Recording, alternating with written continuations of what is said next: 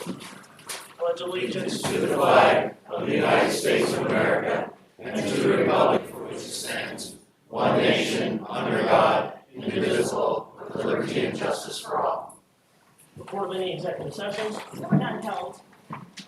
Public comment. Do you want to start with the point of count thing, or do you want to do public comment first?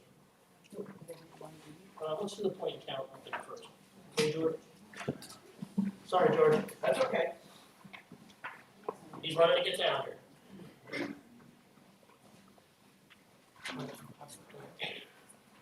Morning. Good morning. Good morning. Hi, everyone. My name is Sean Frankenstein. I'm the Housing Coordinator for Service Access Management and also chair our local housing options team. With me is Jeanette Trianosin, who's the Executive Director of Serve and Install. We are here to talk about our yearly point in time count. The point in time count, to explain to everyone, is a HUD mandated count that takes place on the fourth Wednesday night of the year. And we go out and we try to count the sheltered, unsheltered, homelessness, or individuals that are county that are homeless. Now, the definition of the two, the sheltered count is temporary shelter. So individuals who are paid for, like just say at a motel through a charitable organization, someone in our various shelters throughout the county, Schuylkill Hope Center. But what we focus on is the unsheltered count. Now, the unsheltered count has a definition through HUD, which is harsher than other homelessness definitions. This does not include couch surfers. We are trying to count the individuals who are in places not meant for human habitation. So you would think a tent, someone sleeping in a car, an abandoned building without utilities. So we get together a group of individuals. Schuylkill County is very blessed to have so many people that are willing to volunteer for this. Every year we have around 75 to 100 volunteers through dozens of organizations in our county. This year we were helped out by Catholic Charities. They have a food truck that they serve at a couple of our locations. Through our local housing options team, through myself, Jeanette, Elaine's also on our point time count core team that runs our LHOT. We developed 16 different teams that went out throughout the county. We had 3 street teams that literally went place to place on the night, the 22nd, the 23rd, and 24th. We also had 3 service sites. Those sites, either they serve a meal through the food trucks. We partner with local organizations that give out free things. At each site, we talk to people as they come in, talk to them about their housing situation, what's going on in their life, if they need help, and if they identify that they slept in a place not meant for human habitation. We don't ask that directly, of course, but we count them. We also had 3 outreach teams that called different 24-hour locations to get leads on individuals that might be able to count. So, over these 3 nights, we have 75 to 100 individuals at service locations, going out, meeting with people where they are in our county, and we're also just calling organizations. So this year we had 15 counted in our unsheltered. Those are individuals living in places not meant for human habitation on the night of Wednesday, January 22nd. We interviewed 13 of these individuals, and we also used 2 observation forms. Or 2 observations forms, we had 2 individuals disclose to a worker that they slept in a place not meant for human habitation, but they did not want to complete the interview form. Also throughout these sites, we give out small resources to people, like $10 gift cards to people that can use them. This is not just meant for people who are literally unsheltered, but just for people that could help them out in their time of need. We gave out probably around $800 in gift cards just to certain individuals. And so these numbers that we generate do not tell the complete picture of homelessness in our county. These are 15 individuals who slept in a place not meant for human habitation. Those are the most in need in our county. Through our sheltered count, we don't run the sheltered count, but we also, Jeanette submits sheltered data for that count. We can tell you that our sheltered count was way up from last year, probably by 20, 30 individuals. Those individuals we report in a different manner than we do the unsheltered, but they all get combined in a report that comes out about April of every year through HUD. So in April, we'll have an action report of data that any organization or county can use to prove homelessness through the efforts of the people in our community. Again, I want to go over the definition of homelessness. For this count, it's only in a place not meant for human habitation, or someone staying in a motel. Other organizations, through, say, the McKinney-Vento Act, they count individuals who are just doubled up, staying with in certain situations. So it doesn't. This count paints the picture of the most in need in our county. It is not a complete picture of homelessness or what needs are in our county. We certainly have people that are always doubled up, people staying with other individuals who are not on lease, couch surfing for lack of better terms. But this is just a count that is the most needy in our county. And Elaine? I just want to make sure that people know that under the McKinney-Vento Act, we have 217 families, students that are not home or housed.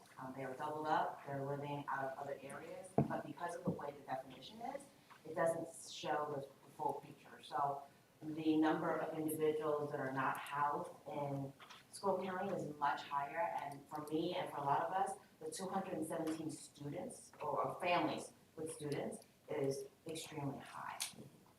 I think it's important to note that. And the only other thing that I'll add to what Sean said, the sheltered count was significantly higher this year. The week of the point in time count, the weather actually dropped below 5. I think it was -5 one night. So servants to all, particularly, I'm just going to speak on our behalf. Normally, we have about 17 people in shelter. Our shelter was completely filled that night, and we actually had issued 19 vouchers to motels for other individuals so they would not be in that freezing cold temperature. So you could tell one reason our unsheltered count was significantly lower than we would have expected is because so many people were actually being temporarily housed. So in our organization alone, I think we had 38 people in shelter that night. Now, do you take that into consideration in your number of people that are unsheltered, living in a place that's not fit for human habitation? If somebody, Because you're telling me your numbers are skewed from your count, so does that, you counted 15, but you're saying you had people. the people who were given shelter do not count as unsheltered. So it's unsheltered is 15 plus So then your unsheltered. number's skewed. It is Yes. skewed, but Because it was done on but- such a cold night. They were Yes. sheltered for one night. They were sheltered for one night Next only, right or out 2 is nights different. only, so that number then inherently is skewed. So how do we get an accurate count? Is there a way to redo this when it's warmer out, so we can have an accurate account of who is homeless, how many homeless we have in Schuylkill County? Larry, I'll add to that. Okay. There are some counties that do a summer point in time count. We're not required. HUD requires one time a year that we do the annual one. But there are some counties that do that periodically. They'll do it in the summer months as well. The one thing I will clarify, we as a point in time count team are only required to do unsheltered, but we report these numbers to our COC that reports it to HUD. They combine unsheltered and sheltered together to give an actual number. So that is the number that will end up going to HUD, but it's broken down into 2 parts, unsheltered and sheltered. So all of those people, regardless, are considered homeless for that report. Okay. It's just a matter of how, it's determined as unsheltered or sheltered. But there is a possibility of doing summer, not required by HUD. So I don't know how much engagement or involvement you'll get. I think in our county, we would probably get a substantial group of people that would be willing to do that, but that's definitely something that Elaine, Sean, and I can talk about, and the LHOT team, to see if they would be interested. That's something I would like to consider. I think it's a great idea. Are you looking, if you're looking for a total, as close as we can get to a total count, but, I'm just thinking, Salvation Army isn't here, and they also give out vouchers. Mhm. So if you're looking for that, we would need to include all of our team members here and everybody that gives out vouchers Mhm. to be able to get a better picture. It would never be 100% true picture, right? But it would be a better picture if we included others that also gives out vouchers. Because we don't count what Salvation Army does in regards to vouchers. Okay, but it's something I would like to explore, because I think with it being so cold and just listening to what you have to say, Mhm. I mean, with Elaine's saying, I don't think 15's an accurate number. And the one thing I will just share from my experience, the past 8 years that I've been at Servants to All, the numbers of homelessness in the summer are significantly higher than they are in the winter. And that I contribute to a lot of people are empathetic, and they will let individuals come into their home on a super cold night where the next night if it warms up, they're like, you need to leave now. So the numbers in the winter tend to be a little bit lower, even though these are probably the highest numbers we've ever seen. This is the highest number you've seen in the winter, 15? Yeah. And Well, we also- 15 unsheltered is Unsheltered, not our yeah, what I'm highest. saying is this your highest that you've seen unsheltered in areas unfit for human habitation? Is this one of your highest years? I would say it's the highest of sheltered and unsheltered together. Yeah, just what we've seen over the past 3 or 4 years is we've gone 1 or 2 lower per unsheltered count, but our sheltered has gone up like 2 or 3 times that. So we're doing a good job of providing temporary shelter, but we still do have unsheltered individuals that are, well, we're getting those unsheltered individuals in temporary situations. Go ahead, Jeff, you have a question? Do you guys have a sheltered number this year? Well, The- for, The sheltered number is provided to HUD through different agencies, not ours. I can tell you the unsheltered, but they are going to get a report from different agencies of the unsheltered, and they make up that report and they release it probably around April of every year. yeah, I was So gonna say since the I wasn't official directly one. involved with that, I can't give you that number. Larry, do you count tents as a shelter? No. You don't count tents as a shelter, then your count, I can tell you, it's way, way off. Absolutely. Okay, well, There are way off. people, sadly, there are people that live in tents for some reason or another. They want to stay off the grid. And, unfortunately, we can provide the resources to them. We can give them information. We can offer services. But if they choose not to, for whatever reason, I agree with you. We know of multiple campsites throughout Schuylkill County. And these individuals, we talk to them on a regular basis with street outreach. They come into our building for supportive services, but they do not want to go into shelter. You know why? They're afraid of the agencies, they're afraid of government situations, they're just afraid that they're gonna make fools out of them, and if they have anything valuable on them, they think the government's gonna take it off of them. I can tell you straight out, I've Well, talked to George, plenty of people. George, some people have to have self-responsibility Sure, I once in a agree. while in their lives. Yes. I We agree. cannot force people into programs if they will not agree to help. We Absolutely. do not have that ability to do that, so let them finish with their And presentation. I still say though, 15 Well, people. George, did you hear what I asked them to do? Yes, I did, Okay. but I'm just saying, all right? So, That's all. Any other questions for Sean or Ron? Okay, thank you. Thank you. Thank you. Any other public comment?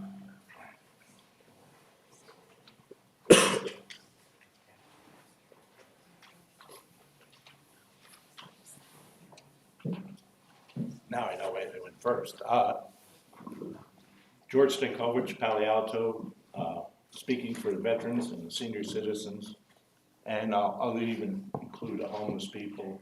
I'm telling you that I know that that's way off base. I don't care what anybody tells me. I know there's people, hey, there's veterans that won't take help. I realize that. I know that, and everybody here knows that.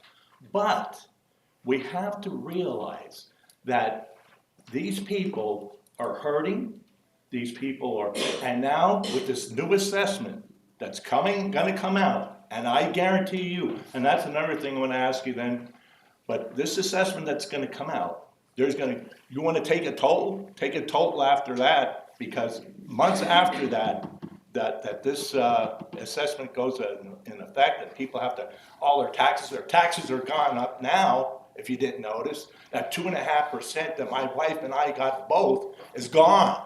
It's gone already, and we didn't even get anywhere. It's fuel, everything's going up, and these tariffs that are going up, if you don't think the prices of oil and gas and everything's gonna go up, you're foolish. You're foolish. Don't sit there on your hands. Start complaining now. If you're not hurting, you know somebody in your family, friends, neighbors are hurting. And this is ridiculous. This is the United States of America.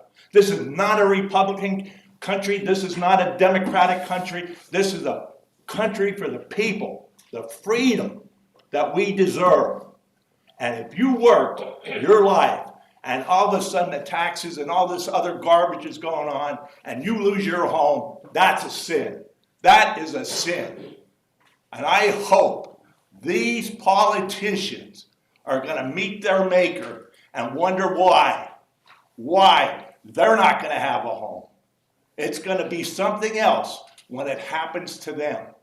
This is ridiculous. I am for anybody that's hurting, a person that comes into the senior center down here in Pottsville is never turned away, never. And I know there's other associations. Salvation Army is fantastic for these people. We lose food kitchens and everything that were helping these people, and now they're really suffering. They're suffering so much. I don't know what you people have to hear. I've been here over 2 years arguing these points. And this assessment is a waste of time.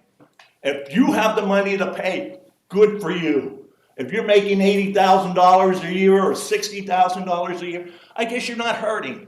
But ask somebody that's only making $15,000, $20,000, or $25,000 a year and have to provide food for their families. I'm telling you, this is nuts. March 26th is Pottsville's assessment thing, I think. It was in the paper. So, whatever the list is, yeah. And where's it gonna be, at the high school again? Yeah, I think they're scheduling it all. Okay, it didn't mention that in the paper, but that's what I We assumed. provided a whole list, I handed it Okay. to or Jeff, did I give you it? I gave it to Jeff, and they're posting it, They're Christie gonna thing. be in the high school auditoriums except over at Tamaqua. They're gonna be in the middle school cafeteria. Yeah, I just The assumed middle that's school where it was cafeteria gonna is be. on. So it's all the schools. Yeah, because that's where it was at last 7 time. PM, right? Yes. 7 PM, and it's, so it's And I'm telling you- North Schuylkill, Pottsville, Pine Grove, Tamaqua, Blue Mountain. I'm telling you, people, get off your hands, get off your back ends, and speak up for your family and friends. This is the time to speak up. Don't be afraid. This is what these people are in here for, to help us, not to help themselves. This is ridiculous. I'm tired of it. You're driving Pottsville. Where's this money going? These streets are terrible. Georgetown. Okay, and I'm telling you, Pottsville's a different meeting. yeah, okay. It's just a terrible I hit the situation. potholes too. Okay. Jeff? Yeah, we usually go in an order. We have assigned times, right? Yeah, I don't know. Jeff Dunkel, Palo Alto. Still no update on the Stevens report from Mike. Yeah, He said he would get back to me, okay. just documenting that. Again, Ms. Gaffney's not here about her FMLA claim, which she cannot legally do. Last year, for those that are here today, which is a good attendance that aren't aware, she was in the building less than 100 hours with a salary and benefits package of over $100,000. Frauding the taxpayers at its finest. So she has yet to come and explain her situation, and I'm not sure why there's not an investigation done on her to implement an impeachment. The Public Works in the agenda, we have a quote, $285 or more. Are we just doing open-ended deals now on contracts, or is there a cap on things? So I just wanted to see about that. The coal lands, I see you're restricting biosolids, which is a great start there.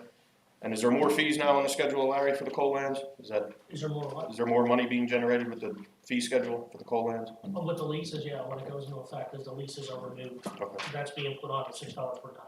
okay. Right, Kyle? Is it when leases renew, or do we do a blanket? I'm not 100% sure. So leases will renew at the end of this month, and then the first payment will go into effect for April, so the May payment will see the increase of the lease. That's price. across the board then? Yes. Okay, Yeah. cool. The 911 collaboration, if you can explain that when I'm done, Larry, maybe? When we get to it. Give us some more insight, because it's hard for the average person to understand that. The designee contracts that are online that we're not privy to in the agenda here. 7 of the 10 say that they were approved on February 18th. Who approves them on February 18th? The county. Commissioner. Okay. Then, can I ask how Mr. Bender could approve 3 of them on December 27th of 2025 when that's 9 months ahead of time? Which one are you talking about? I believe Talking the, about the 3 last for the prison, it's a typo, it says 2025. okay, so that's, That's all that is. okay. But then all 10 of them are being backdated again, which we were stopping last year, I Well, believe. the reason these ones were that they were for work that was already performed. The work was performed and you were left off the agendas by accident. Am I correct on that one, Gary? These ones were for work that was already performed and they were left off a few of the agendas and then they realized that they weren't on the agenda. Correct. The ones that were backdated. They were work that was performed, but they should have been on an agenda. And they just found out that they. There are times when there's just a price increase, I can just stamp that the price increase comes up. If these are not, they come on for a new year, 1-year contract. I talked to Mary and then so send them over to. And lastly,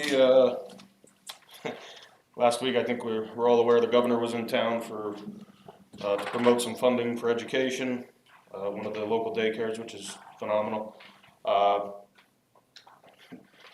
Mr. Hetherington had a very unique interaction with Mr. Shapiro in explaining who he was and from where, and stated that he was the commissioner where the sexual harassment lawsuit is. It appalled quite a few people at that event. I got quite a few messages and calls about it. They were blown away that Mr. Hetherington thinks that's a joke, that he can say that to the governor, and it's funny. It was a private conversation, sir. It wasn't private, it was in public. If I got phone calls from several people, it was definitely not private, and that's nothing to joke about, so you're admitting that it Yeah, was what was said. going on, I said we're involved in the section, that's all I said. It was not said like that, Right. but that's fine. You enabled, Finish your. okay, you enabled Jane Doe 5 along with Mr. Bender. You were sitting in that seat. You allowed it to happen, okay? It's not a joking matter. The whole lawsuit's not a joking matter. You had 2 women suspended improperly for years without pay, while that creep sat in the chair that you're in, getting paid, and still terrorizing women that Jane Doe 5 happened, when you could have barred him from the courthouse, which you refused to. It's nothing to joke about. The trial starts when? March 24th? It was not a joke. March 24th, the trial starts. You're lucky you don't get drug into it. He asked him what was going on, I told him. Okay, but you're gonna be drug into Jane Doe number 5, so I hope you're liable for that.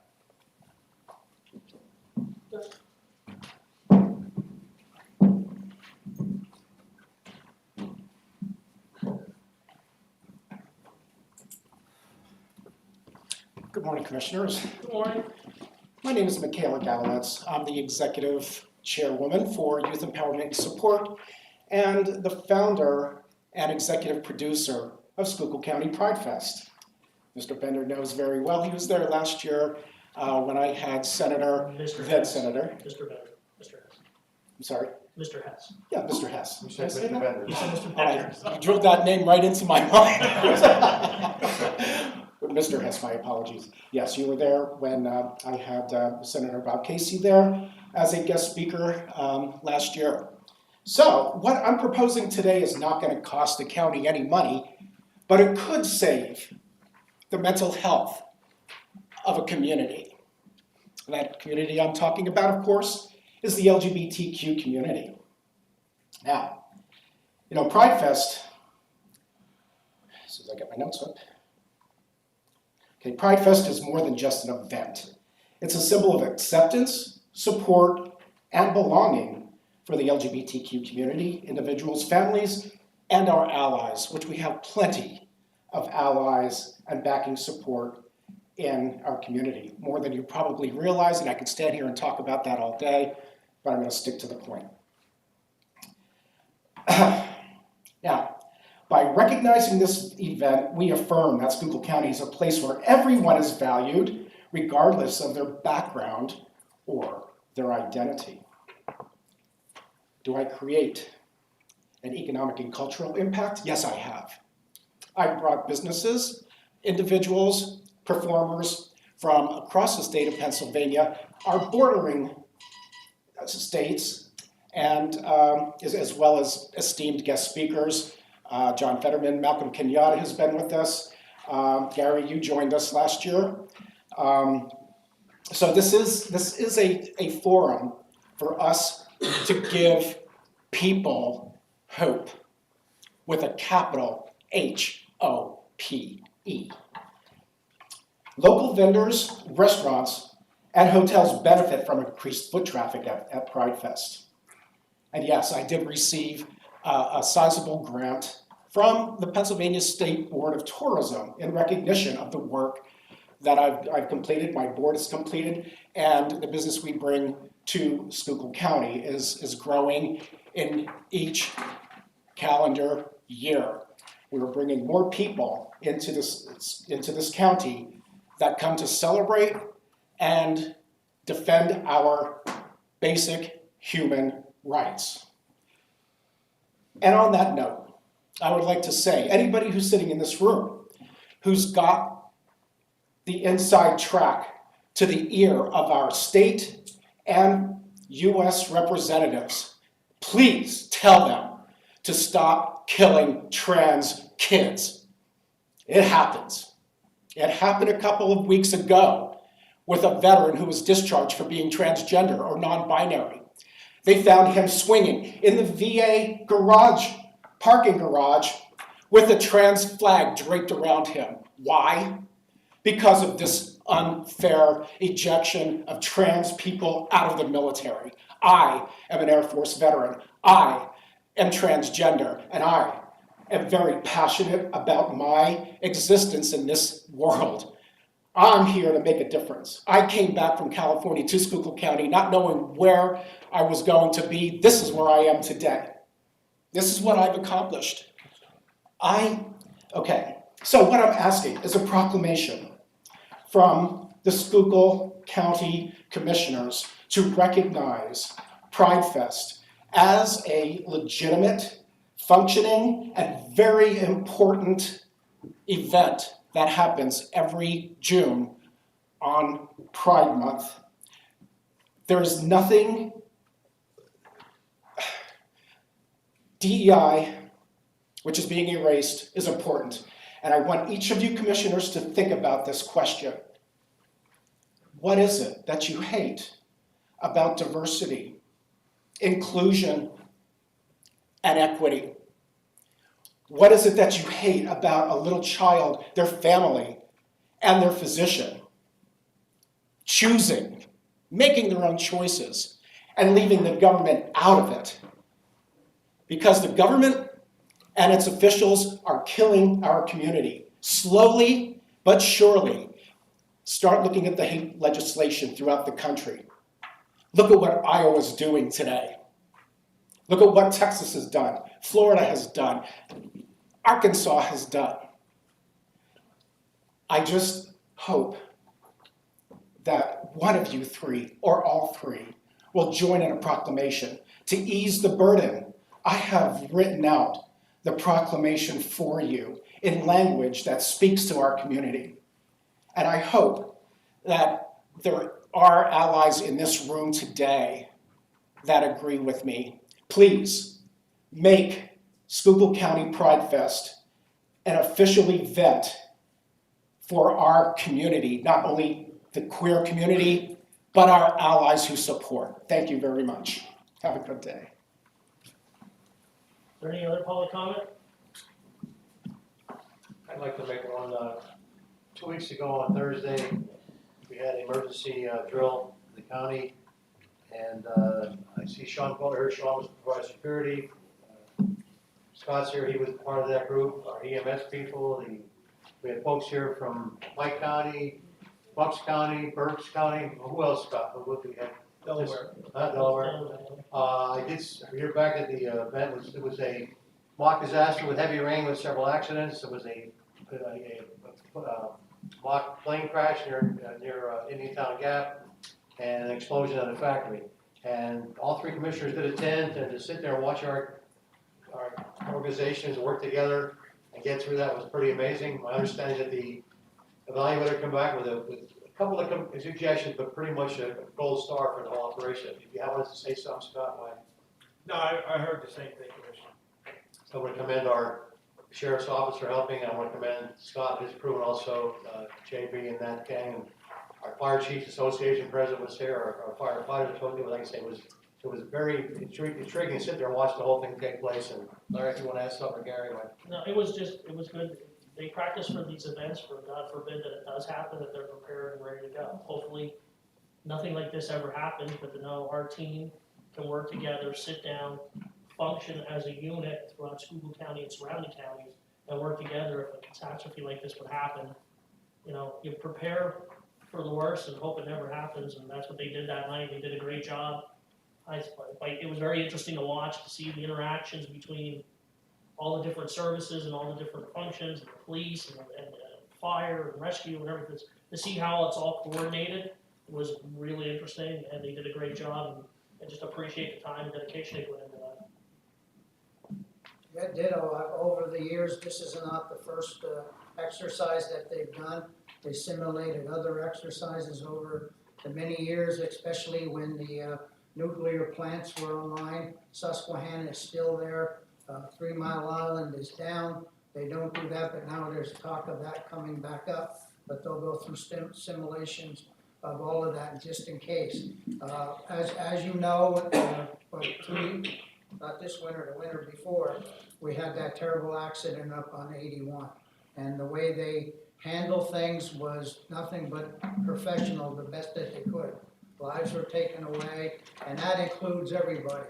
Our emergency management, 911, EMS, our first responders, all across the board were there at the call. And that's the reason why they do this, and that's why a lot of these folks are volunteers. Some of them, yes, some of them do get paid, they're paid professional, but a lot of them are volunteers. So again, is Schuylkill County safe? I can feel that I can say that it is, and it's in good hands all across the board. So they've done an excellent job for many years, and it will continue on. So if you see them out there, your first responders, anywhere from what I just mentioned, say thank you. That's the biggest part that you can do.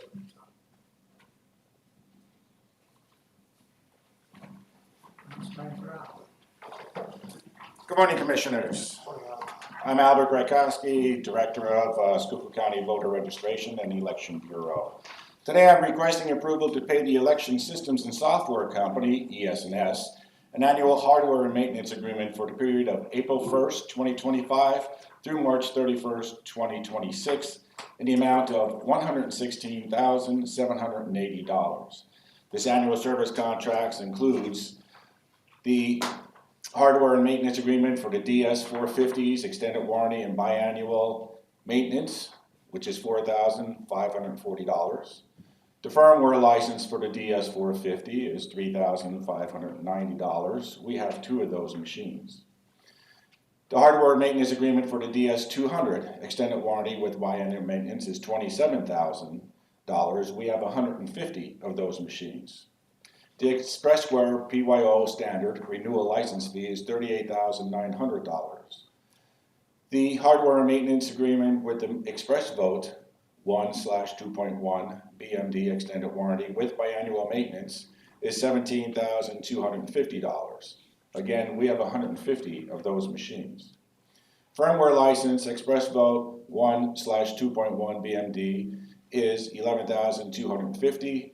And the firmware license for the DS200 is $14,250, which adds up to the $116,780. If you did a little bit of math there's 302 machines that are renewed and biannually maintained by the ES&S. So that's less than $400. It's actually $386.69 an average for all 302 machines that are being maintained by ES&S. The contract for this was done in 2019 when you first purchased the machines, and there was a 5-year agreement. That agreement was up last year. I was not aware of that, or else it would have been part of our annual budget. So here forward, this will be part of our annual budget, but today I must request for this approval. Thank you. Thank you. Mental health, normal services, drug and alcohol. Really? Good morning. Seeking an approval for an agreement with Croswell Brothers General Contractors Incorporated in the amount to not exceed $57,479.81 to replace flooring for the Mental Health Developmental Service and Drug and Alcohol Office at the 410 North Center Street building. The term of this agreement is from February 26, 2025 to June 30th, 2025. Thank you. Thank you. General Information Office.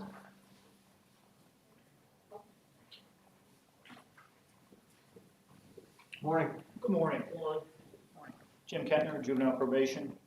Today, we're requesting approval to purchase a 2024 Ford Police Interceptor utility SUV from Sands Ford of Pottsville, a CoStar vendor, for the Juvenile Justice Department for the purpose of transporting juveniles to and from placement, shelter, detention facilities, and community service work sites. The annual 4-year lease payment of $11,811.72 will be made by a Mock Chunk Trust Company of Tamaqua at a total cost of $47,246.88. All expenses are paid from the juvenile training account at no expense to the county. Thank you. Veterans Affairs Office, Brenda? Good morning, Brenda. Good morning. Veterans Affairs, I'm Brenda Seckman. I'm here to seek approval for the co-op agreement to purchase the flags for Memorial Day. We're in with 2 other counties. The cost of the flags are 82 cents per flag. I will be receiving 39,600 flags at a total cost of $32,472. I'll be receiving them in April, and I do a distribution in May for all the organizations to put them on the graves. I give away 37,000, keep 600 for the veterans that die throughout the year. Okay. Thank you. Domestic Relations? Morning. Good morning, Melissa Hayes, Director of Domestic Relations. Motion is hereby requested for approval for Melissa Hayes and Michelle Spolsky to attend the 62nd Annual ARIXA Training Conference in Norfolk, Virginia, from May 18th through May 22nd, 2025. The total cost for this conference and travel will not exceed $3,000 and will include 4 overnight stays. The total cost for the conference and all related travel will be paid from the Domestic Relations Incentive Funds and would be at no cost to the county.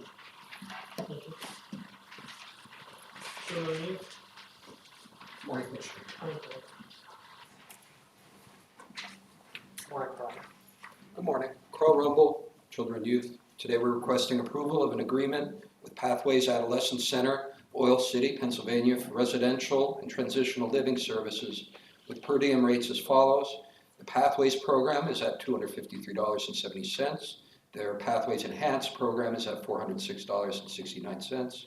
New Beginnings programming for girls is at $275.24. The enhanced version is at $438.83. Their transitional living program is at a per diem of $289.03. Shelter care is at $385. Their emergency shelter program is at $615. And complex cases are at a per diem of $1,451.35. And this agreement is for the term July 1, 2024 to June 30th, 2025. Public Works? Morning, Kevin. Good morning. Kevin Mayhall, Public Works. I'm here this morning for the approval to enter an agreement with CoStar's vendor Houck & Company, Harrisburg, Pennsylvania, to provide setting and profiling of various historic floor tiles in the courthouse. This was an emergency repair for the historic restoration of the cost of $17,350. There is an additional cost of $285 or more for profiling trip edges, and this agreement is term from February 12th, 2025 through December 31st, 2025. Kevin, explain the $285. What that is you're actually taking one of the old tiles, you're grinding it down, and you have to refinish it then. Okay. So it's a combination of everything. It's a process. Okay. Coal Real Estate? Morning, Commissioners. Kyle Swett, Solid Waste and Coal Lands. Today we are requesting approval to renew and amend the following coal leases: 05C3, 02C3, 55, 57, 06C7, 08C1, 11C2, 06C6, 09C2, and 04L3. This will prohibit the use of biosolids in the restoration process, enforce the original agreed-to planting schedules, and encompass new monthly minimum royalty in accordance with the approved fee schedule changes. The leases will have an auto-renew clause of succeeding 1-year terms with a 60-day written non-renewal notice. Mayor Myers?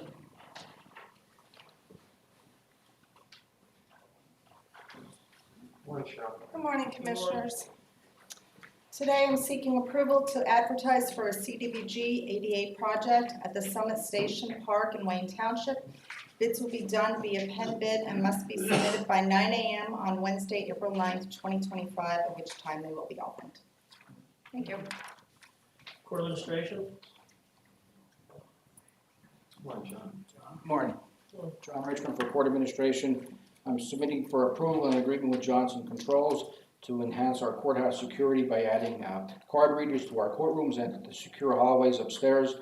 The full amount was budgeted by Court Administration in the 2025 court security budget. The total amount of the proposal is $61,288.36. We will be reimbursed by the Administrative Office of the Pennsylvania Courts by $30,000. Courts and district justices? Morning. Good morning. Good morning. Amy O'Brien, Civil Deputy Court Administrator. I'm here on behalf of the district courts. We're submitting approval for 3 proposals to enhance security for 3 of our MDJ offices. For interior doors, doors locked down with panic buttons, and new card reader access. The total cost of the proposals is $49,684.60. The amount was budgeted for 2025, and we're receiving 100% reimbursement from the Administrative Office of Pennsylvania Courts. It will be nothing, no expenditure will be allotted to the county. Thank you. 911 communications? Morning, John. Morning, Commissioners. Looking for approval next week for a motion to enter into contract with Ahead Incorporated, Chicago, Illinois, under an IT contract number there 4400000480. And it's for managed services, troubleshooting, monitoring, patch, and maintain 3 hardware servers that we have within the communication center. And the agreement will be for 12 months, January 1, 2025, December 31, 2025, and 30 cost is $3,950 per month.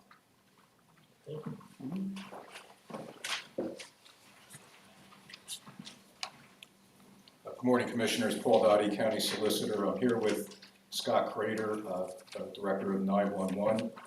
We're seeking today a motion jointly by County 911 and the County Solicitor's Office that the Board of County Commissioners approve and authorize the execution and delivery of a memorandum of understanding with Northumberland County to establish a collaborative framework between Northumberland County and Schuylkill County for the shared operation and management of a public safety answering point to enhance emergency response services for both counties to be substantially in the form presented at the meeting, and that the board further authorize the chairman of the Board of County Commissioners to execute the memorandum of understanding on behalf of the county. In a nutshell, this is designed to coordinate and consolidate emergency response and is designed to create efficiency and cost savings for both counties. The Northumberland County Board of Commissioners approved the memorandum of understanding yesterday, and we received the signed version of the memorandum of understanding from Northumberland this morning. For that reason, we're requesting a motion at this time. Scott's also here to answer any questions you may have. This is something we've been working on since January. It'll increase services for both counties, and it'll also, we gotta look for unique ways to save revenue. And this is a way to do it for both counties. The duplication of services throughout every county, municipality, school district is one of the ways that a county and those places are able to save money is consolidation of services. This will help generate more funding for Northumberland County and Schuylkill County and be a benefit for both counties with no interruption of services, and it'll be a benefit for both of us. I really believe this is a way to enhance services for both counties, and it's a way for both counties to work together, and hopefully it leads to future collaborations with other counties or Northumberland County, because it's a unique way to think outside the box to save revenue, to increase revenue to each county. If I could make a comment, I was at a CCAP convention a year and a half ago and attended a FEMA presentation. And they were encouraging any county with less than 300,000 residents should try to some way to combine. I came back and told Larry about it, and he's been at it. He's been spending a lot of time in Northumberland County with Sam Chickatano, I commend the Commissioner for, he's spent many trips out there, that's a couple afternoons, making this work. But bottom line is, if I'm saying the wrong thing, Scott, people would like, no, anybody with less than 300,000 residents to do a combination. This is the time is right. Northumberland County has a bad location where they're at. Their equipment needs to be upgraded, so it's just a perfect fit. And I want to commend Larry. He's really put a lot into it and gone to bat for us and got it done. So I appreciate it, Mr. McCarr. So. Yes, along, I've made a couple trips with Larry, myself out to Northumberland, and met with their commissioners. And again, as you look in the past and things moving forward, consolidation on a lot of things, and intermunicipal agreements and so forth, you need to start combining and start saving costs. Rather than having 10 out there, you can cut it down and all entities could save money. I've just seen Brenda here today and her collaboration with a number of counties, just with the flags, that saves money on a needed type thing. We were just at a banquet Saturday night, where up in McAdoo, where 2 other companies, one outside the county and actually 2 within the county, has got together and consolidated. I remember that first banquet when I attended a number of years ago, there was only maybe half of a room. This room was full. And again, it brings more people, more revenue, more sources, and that's what we're definitely looking at. So I know Larry has been taking the lead on this and the talk. So again, moving this forward, I think is all going to be a good plus for the county, and hopefully with other resources also of looking at it, some consolidations with that. So. Good. Scott, can you explain that like a little bit more? Are they gonna be taking calls in Northumberland? Well, we're gonna, that's all have to be worked out yet. This memorandum of This is understanding for a just allows feasibility. us to get the ball rolling. And Yeah. it's for a feasibility study To see, to see if it can be done. but you have to take that first Oh, step. yeah, correct. And this is the first step into that, and you all know, one of the reasons we had to raise taxes this year was $2.4 million in funding for 911. That was $1 million.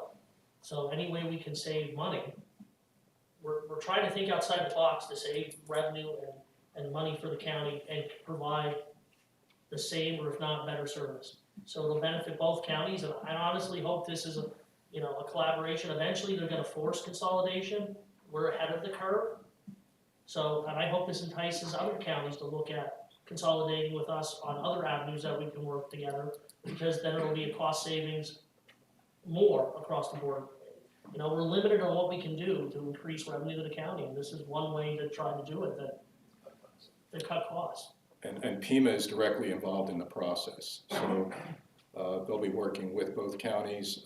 They're providing financial incentive for feasibility studies and things of that nature. So it's, I think, a good collaborative effort, a good deal all the way around. If I'm wrong, Scott, help me out, but when we do the cell phone payment each month, 85% goes out in disbursements, 15% is put in a special fund. We will be, once we're doing this combination, we were allowed to pull out of that 15% to do a new building or different equipment. But we, once again, like Mr. Hess said, this is a feasibility study, but the bottom line is we're going in the right direction. So Yeah, 85% is what comes directly to the county. And then cap to 15. Yeah, and then the other 15% goes to, 83%, 2% for administrative, and then 15% for collaborative. How to get that, And again, forgot that 2%. And again, in no way, I remember that thing is gonna sunset at the end of this year. Yep, And there's. a new formula, so again, if you're talking to our legislators, they're the ones that have the years to FEMA and put the budget and so forth where they can put it up a little bit more. That's definitely gonna help, not only this consolidation, but also other counties across the state. So that's a big thing too. So hopefully that will be in the talks also. But this is a good move to be ahead of the thing, so. Thank you. Thanks. We'd ask for a motion at this time. I'll make that motion, sir. Is there a second? Second. On the question? Commissioner Fedora, Yes. Commissioner Heatherington, Yes. and Commissioner Hess. Yes. Thank you. Thank you. Everything with Paul's informational items, we'll read the public defenders. Gary? The public defender is a supplemental budget appropriation resolution for the current year, and that provide budgetary authority for grant on the has been received. And we are asking for this. Can I have a motion for the approval of resolution 2025-01. So moved, sir. Second. On the question? Commissioner Fedor, Yes. Commissioner Heatherington, Yes. and Commissioner Hess. Yes. Frank, you wanna come up and explain? Yes, we'd like the commissioners to consider the adoption of a resolution associated with the economic development project in East Union Township. It's actually within the Humboldt Industrial Park, and that park happens to straddle both Luzerne County and Schuylkill County. This would involve a 7-acre tract of property that's part of a much larger tract, with a larger portion of it being in Luzerne County. The East Union Township supervisors, along with the Hazelton Area School District, took action to adopt resolutions adopting the LRTA program for that particular site on both the Schuylkill County side as well as the Luzerne County side. LRTA has been obviously a very effective tool to encourage economic development, construction of new buildings, job-creating activities throughout Schuylkill County. 15 communities currently have it in place. So our request to the commissioners would be the adoption of a resolution associated with paralleling the East Union Township supervisors and the Hazelton Area School District adopted to create that incentive. Okay. Do I have a motion? So moved, sir. Second. On the question? Commissioner Fedor, Yes. Commissioner Heatherington, Yes. Commissioner Hess. Yes. Thanks, man. Thank you. Approve the request to ratify the designee approved contract for the month of February 2025. Can I have a motion? So moved. Second. The question? Commissioner Fedor, Yes. Commissioner Heatherington, Yes. and Commissioner Hess. Yes. Gary, do you want to read on behalf of the NEPA Alliance? On behalf of NEPA Alliance, the board to recommend the reappointment of Micah Gerke, Director of Development at St. Luke's Hospital, Miners Campus, and Bud Quandell, President of Quandell Enterprises, to the NEPA Alliance Board of Directors. Next, on behalf of the School County Parks and Recreation, approve and submit a grant application to the Commonwealth of Pennsylvania DCED to build a pavilion at the Frog Hollow Nature Area in Friedenberg, PA. Grant required a 15% match will be provided by the Friends of Scoot Arrow Lake. Human Resources? Morning, Commissioners. And tax assessment, we have the transfer of Jennifer Keatsock, positions clerk typist 2, the rate is 15.6047, effective 3/10/25. She's coming from the pool, the rate is per the contract. In addition, we have informational items, 3, the Sheriff's Office, the transfer of Timothy Reinhold, Sergeant Security, 3/10/25, effective date, coming from another Sergeant Civil, no change in pay. The promotion of Joseph Cazzoni, Sergeant Civil, effective 3/10/25, coming from Deputy, rate as per the contract. And the appointment of Haley Fell as an unpaid intern, effective 3/3/25, to end approximately 5/1/25. In court administration, the appointment of Lena Seltzer as a Secretary 2, effective date is 3/17/25. And in domestic relations, the appointment of Sarah Rosigliano, 3/17/25, rate as per the contract. All appointments are pending drug test and physical where appropriate, and all actions involving salary over positions being created are pending salary board approval. Can I have a motion for the tax assessment transfer? So moved, tax assessment. Second. The question? Commissioner Fedor, Yes. Commissioner Heatherington, Yes. and Commissioner Hess. Yes. Is there any new business? Is there a motion to adjourn? So moved. Salary board, approve any executive sessions? There were none held. Public comment for salary board? Human Resource Office? In the Sheriff's Office, eliminate the position of Deputy Sheriff, effective 3/10/25, and create the position of Sergeant Security, effective 3/10/25. In Court Administration, set salary for Lena Seltzer, Secretary 2, the rate is 15.0924, effective 3/17/25. That is all. Can I have a motion for the 2 sheriff office positions? So moved. Second. On the question? Commissioner Fedora, Yes. Commissioner Heatherington, Yes. Commissioner Hess, Yes. Controller Yekenship, yes, and Deputy Sheriff Butler. Yes. Motion to adjourn? Motion adjourned, sir.